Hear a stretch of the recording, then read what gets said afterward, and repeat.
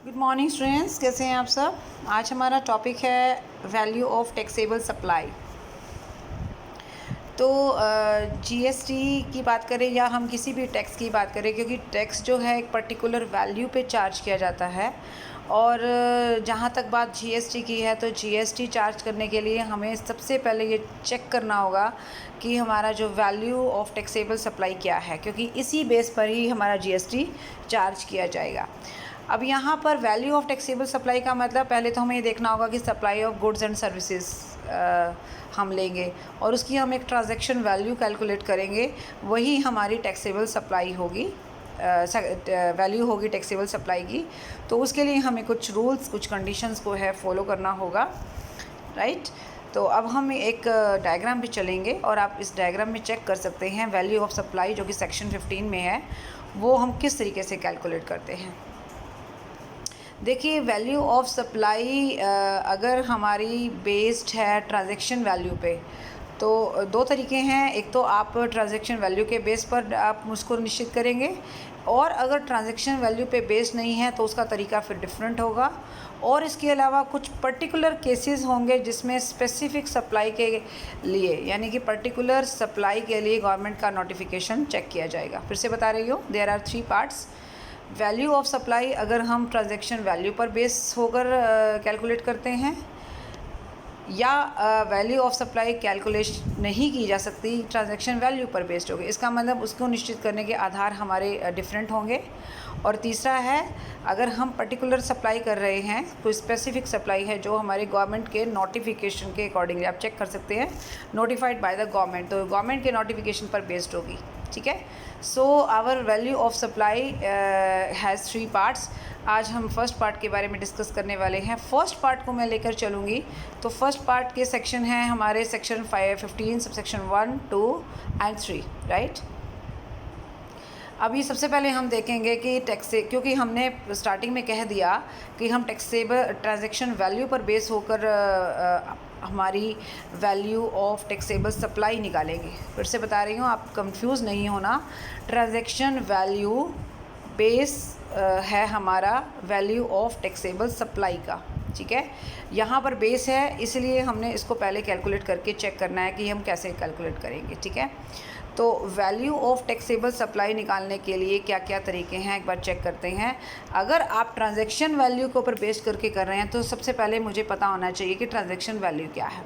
For example, आप कोई भी सामान खरीदते हैं या सर्विसेज लेते हैं, तो आपने क्या रेट पे किया है या क्या रेट पेएबल है। एक तो होता है कि रेट पेड, और यानी कि जो भी प्राइस आपने उसका पे किया है, जो वैल्यू आपने पे की है, दैट इज़ पेड वैल्यू, और पेएबल यानी अगर आपको अभी थोड़ा टाइम के बाद उसको पे करना है तो, ठीक है।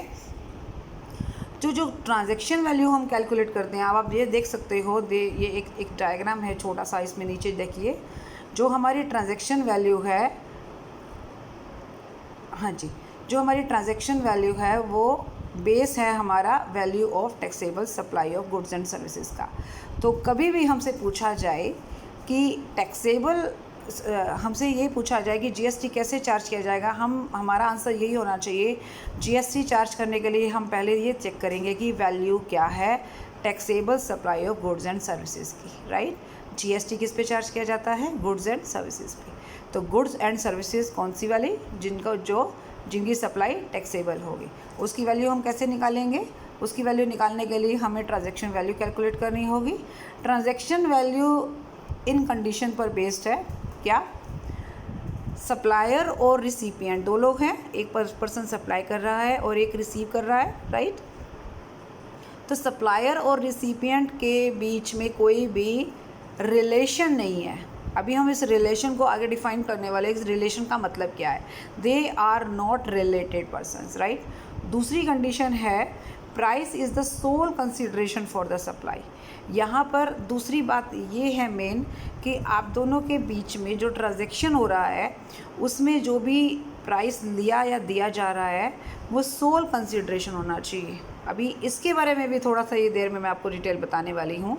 तो फिर से मैं आ रही हूँ, अगर हमारी वैल्यू, आपको वापस उसी डायग्राम पे ले जाना चाहूँगी, हमारा जो पॉइंट है वो है वैल्यू ऑफ सप्लाई हम कैसे कैलकुलेट करेंगे। उसको कैलकुलेट करने के लिए या तो आप ट्रांजैक्शन वैल्यू को बेस मानिए, और अगर उसको बेस नहीं मान सकते तो तरीका दूसरा होगा, और तीसरा होगा स्पेसिफिक सप्लाई के केस में। अभी हम ये मान के चल रहे हैं कि हम ट्रांजैक्शन वैल्यू हम निकाल सकते हैं, कैलकुलेट कर सकते हैं। ट्रांजैक्शन वैल्यू पर बेस होकर जब हम value of taxable supply calculate करेंगे तो सबसे पहला तो काम हमारा फर्स्ट स्टेप ही यही होना चाहिए कि ट्रांजैक्शन वैल्यू कैसे कैलकुलेट करेंगे। ट्रांजैक्शन वैल्यू जब हम कैलकुलेट कर लेंगे तो हमें ये देखना है कि उस वैल्यू में हमें क्या क्या चीज़ें इंक्लूड करनी है, राइट, और क्या क्या चीज़ें हमने एक्सक्लूड करनी है। ठीक है, ये 3 चीज़ें आप क्लियर कर सकते हो। फिर से देखो, अगर ट्रांजैक्शन वैल्यू पर बेस्ड है तो पहले तो ट्रांजैक्शन वैल्यू कैलकुलेट कीजिए, कुछ चीज़ें ऐड कीजिए, कुछ चीज़ें माइनस कीजिए। ये क्लियर हो गया। फिर इस पे देख लेते हैं। मान लीजिए ट्रांजैक्शन वैल्यू है ही नहीं, आप उसको डिटरमाइन नहीं कर सकते, है तो सही लेकिन आप उसको निश्चित नहीं कर पा रहे, देन जीएसटी के कुछ रूल्स हैं वो लागू होंगे। ठीक है। तीसरा, अगर स्पेसिफिक सप्लाई की बात है तो उस केस में गवर्नमेंट के नोटिफिकेशन से काम चलाना पड़ेगा। ठीक है। तो अभी हमारा आज का जो वीडियो है वो हमारा वैल्यू ऑफ टैक्सेबल सप्लाई पर बेस्ड होगा एक तो, यानी कि हम ट्रांजैक्शन वैल्यू का काउंट करना सीखेंगे। ठीक है। तो चलिए स्टार्ट करते हैं, ट्रांजैक्शन वैल्यू हम कैसे कैलकुलेट करते हैं। ट्रांजैक्शन वैल्यू कैलकुलेट करने के लिए मैंने आपको बताया 2 बातें बहुत इंपॉर्टेंट है। एक, सप्लायर और रिसिपिएंट में रिलेशन नहीं होना चाहिए। दूसरा, जो प्राइस है वो सोल कंसीडरेशन पे होना चाहिए। ठीक है। तो हमारा जो ट्रांजैक्शन वैल्यू है वो बेस है हमारा वैल्यूएशन का, और दूसरा उसमें एक चीज़ चेक की जाती है, प्राइस एक्चुअली पेड और पेबल, ये हम देखेंगे कैसे कैलकुलेट करेंगे। और तीसरा, कुछ कंडीशन है जो हमको देखनी है, वो कंडीशन हमें फॉलो करनी है। तो condition for acceptance of transaction value, फिर से बता रही हूँ, हम बात कर रहे हैं असेंशियल्स ऑफ ट्रांजैक्शन वैल्यू की, कि ट्रांजैक्शन वैल्यू पे क्या क्या असेंशियल होने चाहिए। सबसे पहला, ये ट्रांजैक्शन वैल्यू बेस होना चाहिए हमारी वैल्यूएशन का। दूसरा, इसके अंदर हम कंसिडर करेंगे कौन सा प्राइस दे रहे हैं या दे चुके हैं। तीसरा, कुछ कंडीशन है उनके आधार पर ही हम इस ट्रांजैक्शन वैल्यू को एक्सेप्ट करने वाले हैं। यहाँ तक बात क्लियर हो गई हमारी। चलिए, सबसे पहले हमारा है main cheese basis for valuation. अभी बेसिस फॉर वैल्यूएशन का मतलब क्या है? हमारा ट्रांजैक्शन वैल्यू ही हमारा बेस है जिस पर हमें जीएसटी लगाना है। इसको मैं एग्जांपल से बताना चाहूँगी। XYZ एक मैन्युफैक्चरर है, किस चीज़ का? पंजाब में है। वो क्या चीज़ बेच रहे हैं? टूल्स और हार्डवेयर बेच रहे हैं। ठीक है। लाइक ड्रिल्स, पॉलिशर्स, पेंट, जो एक तरह से कुछ औजार होते हैं वो बेच रहे हैं। वो it sells a power drill to ABC। वो ABC को, जो पंजाब में ही रहते हैं, उन्हें कुछ टूल्स बेच रहे हैं जो कि होलसेलर है। ठीक है। MRP नॉर्मली उस प्रोडक्ट का 11,000 रुपये है। ठीक है। MRP मतलब मैक्सिमम रिटेल प्राइस 11,000 रुपये है, लेकिन ABC इसको 6,000 रुपये में आपको दे रहा है।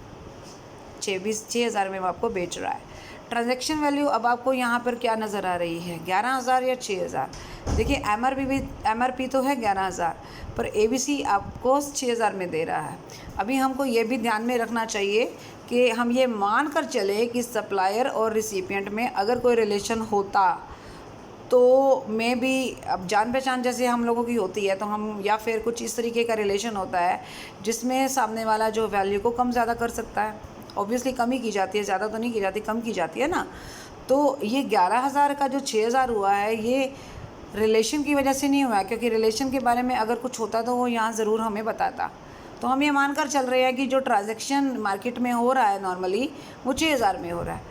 आप अब किसी शॉप पर कोई सामान खरीदने जाते हैं, कुछ दुकानदार आपको MRP पे ही सामान देते हैं, कुछ लोग आपको MRP से 10% या 2%, 3% कम पर देते हैं। ठीक है। तो वो अलग अलग ट्रांजैक्शन वैल्यू होगी ना। अगर कोई आपको 10 रुपये की चीज़ 2 रुपये में दे रहा है तो ट्रांजैक्शन वैल्यू 2 है। अगर कोई 10 रुपये वाली चीज़ आपको 8 में दे रहा है तो ट्रांजैक्शन वैल्यू 8 है। और अगर 10 वाली चीज़ 10 में ही दे रहा है तो ट्रांजैक्शन वैल्यू आपकी 10 होगी। तो इस वाले क्वेश्चन में तो कोई प्रॉब्लम ही नहीं है ना। छोटे से पॉइंट से हमें क्लियर हो गया कि हमारा ट्रांजैक्शन वैल्यू 6,000 है। तो अभी वैल्यू ऑफ सप्लाई क्या होगा, क्योंकि वैल्यू ऑफ सप्लाई हमारी डिपेंड करती है ट्रांजैक्शन वैल्यू पे। तो पावर ड्रिल की ट्रांजैक्शन वैल्यू इस समय मैं 6,000 मानूंगी, 11 नहीं मानूंगी। क्योंकि 11 तो हम दे ही नहीं रहे ना। अब इस 6,000 रुपये के ऊपर हमारा CGST लगेगा। उसने बोला है CGST 9% लगाइए और SGST 9% लगाइए। तो हमने इस 6,000 रुपये के ऊपर 9% चार्ज किया, CGST 540, SGST 540, टोटल मिलाकर बायर सेलर को 7,080 रुपये देगा, जिसमें ट्रांजैक्शन वैल्यू हमारी हो गई 6,000 रुपये। राइट, क्लियर हो गई ये बात?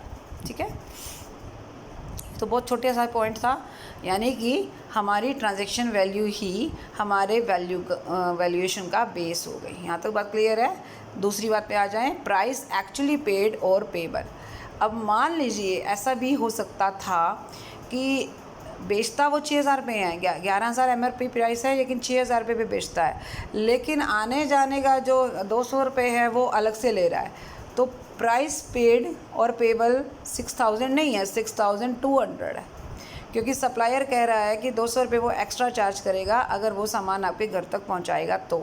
तो 6,200 रुपये आपसे लेगा। नौ दूसरी वाला पॉइंट क्लियर हो गया। प्राइस एक्चुअली पेड, यानी अब आप उसको कितना 6,200 दोगे, और पेबल जो कि आपको 6,200 दोगे, प्लस में ये 540 ये जो हमारा GST CGST है तो ये भी लगेगा। कहने का मतलब ये है कि 6200 रुपये के ऊपर अब आपका CGST और SGST लगेगा। ठीक है ना? पैसे तो आप उसको 7,080 दोगे, लेकिन हम ट्रांजैक्शन वैल्यू की बात करें, ट्रांजैक्शन वैल्यू 6,000 की बजाय 6,200 हो जाएगी। चलिए आप चेक कर लीजिए। दूसरा जो पॉइंट है, प्राइस एक्चुअली पेड और पेबल। एग्जाम्पल है, एक ऑडिट फर्म ने जो पंजाब में है, वो एक ऑडिट असाइनमेंट उसको मिला है, फर्म जो कि ऑडिट करवाती है। ठीक है, एक क्लाइंट से यानी कस्टमर से उसको असाइनमेंट मिला है और कस्टमर कह रहा है कि उसके बिज़नेस का उसने ऑडिट करवाना है। आपकी ऑडिट फर्म में वो आया। इन द कॉन्ट्रैक्ट, आपका कॉन्ट्रैक्ट हुआ, it is mention that audit fees जो है वो 2 लाख रुपए लगेगी। यानी कि ऑडिट की फर्म आपके अकाउंट्स का ऑडिट 2 लाख रुपए में करेगी। Okay, and arrangements of taxi by the client. अब आपका कस्टमर आपके जो भी ऑडिटर जाएगा उनकी फॉर्म में, उसके लिए टैक्सी का भी अरेंजमेंट करेगा, विच में भी वर्थ ₹10,000। कंडीशन लगा दी ऑडिट फॉर्म में कि भाई हमारा ऑडिटर आपके पास आएगा, 2 लाख रुपए तो उसके फ़ीस है। ये तो वही बात होगी ना, अगर डॉक्टर को आपने घर पे बुलाया पेशेंट देखने के लिए तो 2,000 रुपये उसकी फ़ीस है, प्लस में 150 रुपये उसका आने जाने का किराया, वो भी डॉक्टर आपसे ही चार्ज कर रहा है। तो उसका वैल्यू ऑफ ट्रांजैक्शन वैल्यू क्या हुआ? 2,150। That is the price paid और एक्चुअली पेबल। ठीक है, तो अब आप यहाँ देखो, ऑडिट फ़ी हमारी हो गई 2,10,000, टैक्सी का किराया 2,10,000 हमारा क्या हो गया टोटल, जो हमारी वैल्यू है, ट्रांजैक्शन वैल्यू हुई ये, और उसी के बेस पर हमारा क्या हो गया, वैल्यू ऑफ सप्लाई हो गया। ठीक हो गया ये बात, यहाँ तक क्लियर हो गई? ओके, अब चलते हैं तीसरी बात पर। ये तीसरी बात कहाँ से लेके आए हैं हम? एक सेकेंड, यहाँ से। फर्स्ट पॉइंट हमारा हो गया बेसिस फॉर वैल्यूएशन, सेकेंड हो गया प्राइस एक्चुअली पेड और पेबल, तीसरा है condition for acceptance of transaction value. अभी ट्रांजैक्शन वैल्यू को हम एक्सेप्ट करेंगे, लेकिन हम देखेंगे कि हमारी कुछ कंडीशन पूरी होनी चाहिए। क्या मैंने बताया? 2 कंडीशन है आपको ध्यान में रखनी है। एक कंडीशन पहली है सप्लायर और रिसिपिएंट के बीच में कोई रिलेशन ना हो, दूसरा प्राइस जो है सोल कंसिडरेशन हो। ठीक है, अभी पहली कंडीशन पे बात करते हैं। पहली कंडीशन कह रहा है सप्लायर और रिसिपिएंट में कोई भी रिलेशन नहीं होना चाहिए। यहाँ पर रिलेशन का मतलब समझ लीजिए क्या है। दोनों पर्सन एक दूसरे के बिजनेस में अगर ऑफिसर या डायरेक्टर है तो रिलेशन में आ गए। ठीक है, रिलेशन का मतलब कोई फैमिली रिलेशन की बात नहीं कर रहे हैं। रिलेशन का मतलब यहाँ पर उस रिलेशन से है जिसकी वजह से जो ट्रांजैक्शन वैल्यू है उस पर असर हो सकता है। राइट, तो हमारी जो ट्रांजैक्शन वैल्यू है वो अनबायस्ड होनी चाहिए। मतलब जो किसी भी पर्सन को जो आप 10,000 वाली चीज़ 6,000 रुपये दे रहे हो वो सबके लिए सेम होना चाहिए। ये नहीं है कि आप किसी खास पर्सन के लिए 6,000 दे रहे हो बाकी सबको 10 में ही दे रहे हो। इसका मतलब किसी खास का मतलब तो यहाँ पर फिर कोई रिलेशन से ही है। ठीक है, तो अगर आप ऐसे पर्सन को दे रहे हैं जो आपके बिज़नेस में डायरेक्टर या ऑफिसर है तो रिलेटेड हो गया ना। पार्टनर अगर आपकी फर्म में पार्टनर है, फर्म पार्टनर को जो है सप्लाई कर रही है, मान लीजिए पार्टनर कुछ सामान खरीदता है अपनी ही फर्म से, तो पार्टनर को अगर आप सामान बेच रहे हैं तो वहाँ पर रिलेशन में आ गए ना। तीसरा एम्प्लॉयर और एम्प्लॉय का रिलेशन। चौथा ऑनर। ऑनर का मतलब यहाँ पर मान लीजिए आपकी कंपनी में आपके ही मतलब आपकी कंपनी में एक पर्सन ने 25% वोटिंग राइट्स के शेयर्स ले रखे हैं।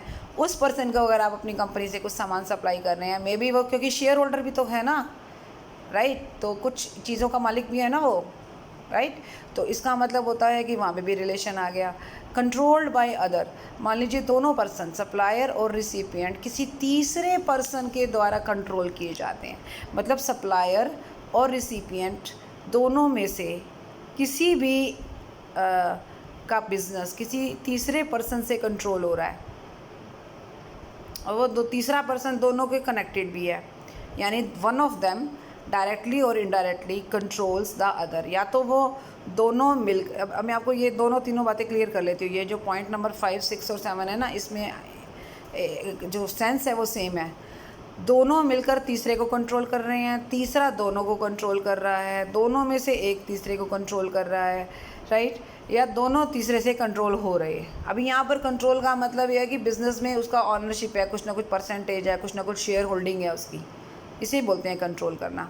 कंट्रोल अब कौन कर सकता है? कंट्रोल वो कर सकता है ना जिसके पास कुछ टाइप की ऑनरशिप हो।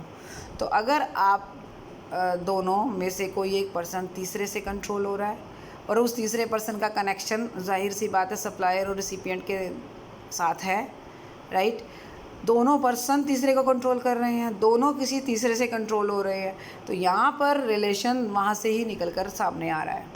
अब मैं पॉइंट नंबर 8 पे आई हूँ। Member of the same family, एक ही फैमिली के मेंबर हैं, बिजनेस कर रहे हैं। एक पर्सन दूसरे मेंबर को कोई सामान सप्लाई कर रहा है तो रिलेशन में हो गए। अदर्स में जैसे एक दूसरे के फर्म में, एक दूसरे के बिज़नेस में हम एजेंट का मतलब एजेंट के तौर पर काम कर रहे हैं, प्रिंसिपल के तौर पर हैं, डिस्ट्रीब्यूटर के तौर पर हैं, कोई ना कोई कनेक्शन हमारा ज़रूर है, तभी हम कहेंगे कि रिलेटेड पर्सन है। अगर रिलेट कर रहे हो आपस में, ये देखो कितने सारे पॉइंट्स हैं, और उस दौरान आपने एक दूसरे को कोई माल सप्लाई किया है या लिया है, तो जो रेट हम ले रहे हैं और दे रहे हैं वो ज़रूर हमारे रिलेशन से अफेक्टेड होगा। इसीलिए वो वाला रेट नहीं लेना है, हमने वो रेट लेना है जो नॉर्मली मार्केट में चल रहा है। एग्ज़ाम्पल ले रही हूँ मैं एक छोटा सा। मिस्टर ए एक सेलिंग गुड्स है कर रहा है, टूल्स और हार्डवेयर बेच रहा है, जैसे ड्रिल्स वगैरह। ये एक पावर ड्रिल बेचता है मिस्टर बी को 10,000 रुपये में। ओपन मार्केट में उसकी वैल्यू 20,000 है, मतलब मार्केट का वैल्यू तो 20,000 है, पर बी को वो 10,000 में दे रहा है। अब वो कहता है कैलकुलेट कीजिए value of supply under GST, right. तो वो कहता है कि ये बताइए कि क्या ट्रांजैक्शन वैल्यू है, मतलब क्या वैल्यू ऑफ सप्लाई है। तो उसने दो सिचुएशन बताई हैं कि बायर और सेलर रिलेटेड हैं या रिलेटेड नहीं हैं। तो मैं आपको क्लियर कर दूं, अगर तो रिलेटेड नहीं है तो आप उसको 10,000 में दे रहे हो, कोई दिक्कत नहीं है, आप 10,000 ट्रांजैक्शन वैल्यू मान लो और वही आपका वैल्यूएशन ऑफ सप्लाई हो जाएगा। लेकिन अगर आप क्योंकि रिलेटेड हो इसलिए आप उसको 10,000 में दे रहे हो, अदरवाइज़ आप उसको 20 में ही देते। रिलेटेड होने की वजह से अगर आप 10,000 में दे रहे हो ना, तो एमआरपी जो 10,000 है ना, जो 20,000 है जिस पे मार्केट में वो सामान बिकता है, वही ट्रांजैक्शन वैल्यू मानी जाएगी। ये दोनों सिचुएशन का उसने आंसर दे दिया है। पहले में उसने कहा है अगर विदाउट रिलेशन आप उसको दे रहे हो तो 10,000 में, अगर विद रिलेशन दे रहे हो तो 10,000 नहीं लेना, फिर 20,000 लेना। दी आपने 10,000 में है लेकिन ट्रांजैक्शन वैल्यू आप 20,000 मान के चलोगे, ठीक है। चलिए जी, अब दूसरी कंडीशन पे आ जाते हैं। एक कंडीशन होगी हमारी क्लियर कि रिलेशन नहीं होना चाहिए, अगर हो तो फिर हमने रेट कौन सा लेना है जो मार्केट में चल रहा होगा। दूसरी कंडीशन है प्राइस जो है सोल कंसीडरेशन नहीं है। अब इसका मतलब समझ लीजिए, फॉर एग्जांपल आपके घर पे एक इन्वर्टर है, पुराना हो गया, आपने मार्केट में पता किया, इन्वर्टर का जो दुकानदार है वो ही आपको कह रहा है कि आप पुराना इन्वर्टर लाइए और प्लस में 10,000 और दीजिए तो आपको नया इन्वर्टर मिल जाएगा, ठीक है। एक तो ये बात है कि आप अपना पुराने को हमें नहीं पता क्या करोगे, हमें तो सिर्फ 10,000 दे दो, हम 10,000 में आपको नया इन्वर्टर दे देंगे। वहाँ तो price is the sole consideration, मतलब सिर्फ प्राइस ही है जो आपको देना है। लेकिन दूसरी कंडीशन में कह रहा है कि नहीं, पुराना इन्वर्टर भी दो, फिर प्लस में 10,000 भी दो तो आपको नया इन्वर्टर मिलेगा। ठीक है, तो अभी हम कंडीशन हमारी जो है वो दूसरी क्या कहती है, price is not the sole consideration. यहाँ पर प्राइस के साथ साथ 10,000 के साथ साथ मुझे इन्वर्टर भी देना पड़ रहा है, राइट। इसीलिए अब मैं इस केस में वैल्यू कैसे निकालूंगी। अगर तो प्राइस सोल है तो 10,000 ही हो गया ना रेट उसका, लेकिन अगर वो कहता है इन्वर्टर भी लाओ, तो पुराने इन्वर्टर को अगर बाज़ार में मैं नॉर्मली बेचने जाऊँ तो मुझे 2,000 रुपये मिलते हैं, लेकिन दुकानदार कहता है पुराना इन्वर्टर भी दो प्लस में 10,000 भी दो। ओके, तो इस समय मेरी जेब से कितने गए, सिर्फ 10,000 गए या 10 के साथ 2,000 भी गए? बिल्कुल 2,000 भी गए ना, तो आपकी जेब से 10 + 2 12,000 गए। तो that is the value of taxable supply, यानी कि नया इन्वर्टर अब आज की डेट में आपको 12,000 में पड़ रहा है, 10 में नहीं पड़ रहा है। ठीक है, क्लियर हो गई ये बात हमारी। तो ये हमारी सिचुएशंस होगी जो हमने क्लियर कर दी। इस वीडियो में हमने सीखा कि किस तरीके से ट्रांजैक्शन वैल्यू हम कैलकुलेट कर सकते हैं। So that's all for this video. Next video में हम कंक्लूजन्स जो उसमें इंक्लूड करेंगे और जो एक्सक्लूड करेंगे उस पर बात करेंगे। So thank you so much, bye bye, take care.